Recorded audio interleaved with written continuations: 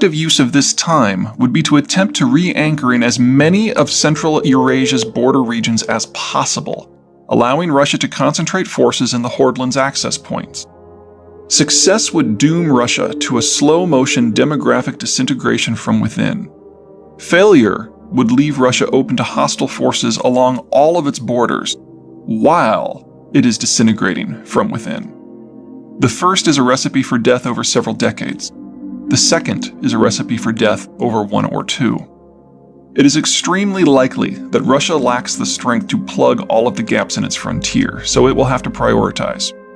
Here is the order I see Russia acting to attempt to preserve its existence. Russia's single largest concern is Ukraine. Ukraine occupies the single most productive portion of the Russian wheat belt, the area farthest south and with the most reliable rainfall. As Russia's manpower and capital shortages mount, maintaining a grip on the lowest input, highest output lands will become of increasing importance. Together with Moldova, Ukraine commands the Bessarabian Gap. Control of the gap would limit the ability of a resurgent Turkey. Eastern Ukraine's industrial base is directly adjacent to Russia's. Combining them would assist all portions of the Russian economy to last a bit longer. Ukrainian infrastructure transport nearly half of Russia's oil and natural gas exports to Europe, making Ukraine an energy tool whose political leverage is nearly as valuable as its financial income.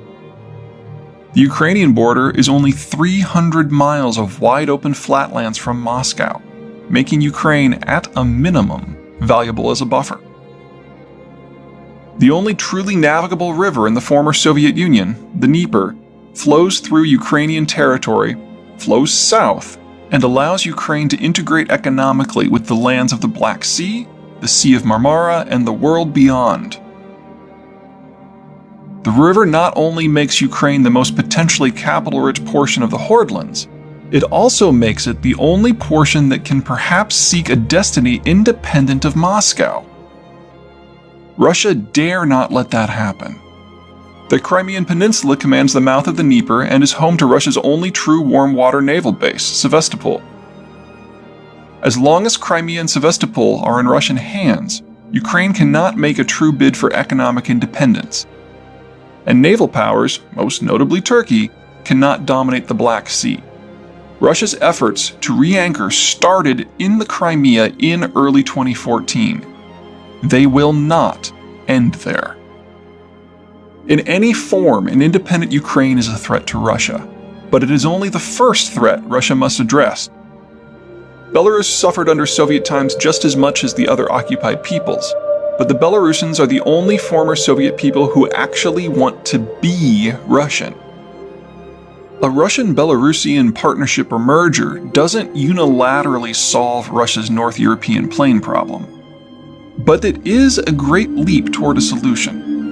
The third target is lightly populated Kazakhstan. While large portions of the Russian wheat belt lie in Kazakhstan, Kazakhstan's role in Russia's future is primarily as a buffer region. It exists in a sort of no man's land between Russia's more densely populated European territories and the Turkic peoples of Central Asia to the south and the Chinese to the east. Moscow doesn't need Kazakhstan to be robust, or even to be a successful state. It just needs it to continue existing.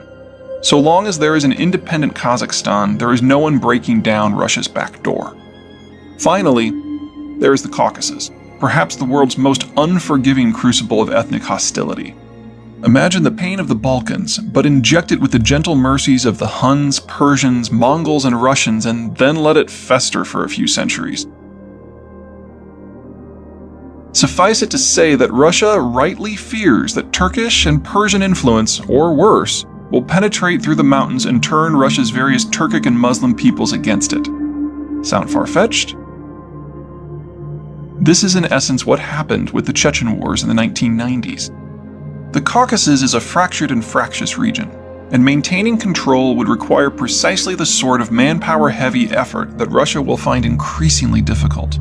So yes, Russian troops will certainly be used, but Moscow will use what money, technology, weapons, and intelligence it has to bolster multiple allied populations throughout the Caucasus region. The Armenians, the Abkhaz, and the Ossetians in particular. And as hostile influences and forces push into the region, the Russians will beat a fighting retreat behind the bodies of its falling allies.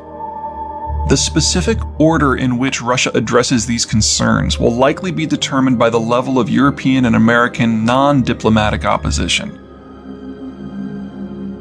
While ever-shifting economic, political, and military pressure prise the Ukrainian state apart, the Russians will begin work on the Caucasus, Belarus, and Kazakhstan, targets that generate far less concern in the West. Once those areas are pacified, the Russians will return to Ukraine, rescuing those in the Russified East and South who ask for help. In the Western Ukraine, invasion, accompanied by appropriate propaganda, of course, will be necessary. After that will come the true challenge: the EU and NATO members of Poland, Romania, and the Baltic states. Everyone in Europe is concerned that the Russians are about to use those 100,000 troops that they've got massed on the border to actually invade and conquer the country. The United States and the Brits have been leading a coalition of countries trying to dissuade the Russians from doing this, shipping weapons into the Ukrainian theater, and putting together a prepared package of financial sanctions that would prevent the Russians from participating in modern society. All in all, if it happens, it would be the strictest sort of sanctions that we've seen against any real country and really in modern history. And the Russians are not taking it lying down. They're saying if this does come to pass, that they will cut off all energy exports to Europe. Now that's just over 1/3 of the natural gas that the Europeans use, as well as somewhere around 30% of their oil. To that end, the Biden administration, working with a few others, has started to put together the pieces of a plan to ship natural gas from the United States and other major producers into Europe in order to make up for the shortfalls. Sounds like a great plan, right? This should just solve the issue. The U.S. is the world's largest natural gas producer. We get lots of waste stuff out of the shale fields. Perfect, right? Well, not really. Natural gas is a gas. It's difficult to store, so it's not like we've got a big pile of the stuff laying around somewhere. In addition, demand for natural gas tends to be relatively inelastic. So if you have like a 2% shortage, the prices can go up by like 50%. And that's certainly the case in Europe, where most of the natural gas is not used for chemical purposes, but to burn for electricity.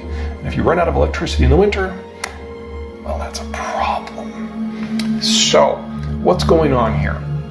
What's really going on?